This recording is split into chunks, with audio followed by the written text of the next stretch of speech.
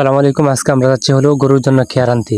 তো কয়েকদিন যাবত আমাদের খেয়ার শেষ হয়ে যাওয়ার কারণে আব্বা এই খেয়ারটা কেনার পরে আজকে ভাবলাম যাই গিয়ে খেয়ারটা নিয়ে আসি। তার জন্য আর কি খেয়ারটা নিতে আসলাম আর কি।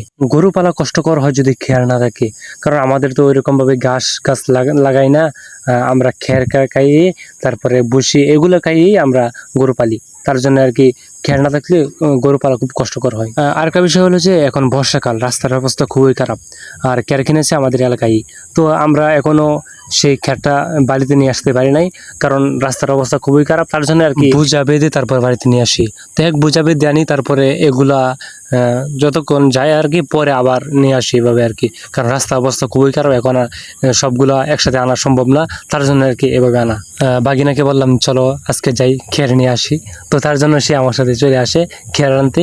তো তার জন্য তাকে নিয়ে খেয়ার আনতে যায়। তারপর আমরা খেয়ারগুলো সুন্দরভাবে বাঁধলাম, কারণ খেয়ারগুলো হলো একবারে ছোট ছোট, তার জন্য আর কি সুন্দরভাবে বাঁধলাম যাতে না ছুটে আর কি।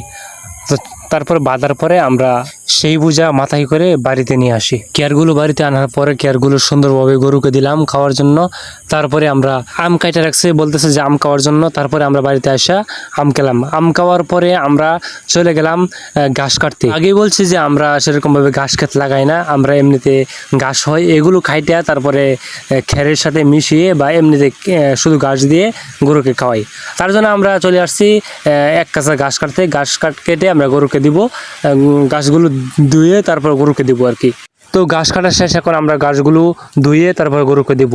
তো এইভাবে আমরা গাছগুলো ধুয়ে তারপরে গরুকে দিই। তো আজকের ভিডিওটা এই পর্যন্তই, দেখা হচ্ছে নতুন ভিডিওতে। তো সকলে ভালো থাকবেন। আসসালামু আলাইকুম।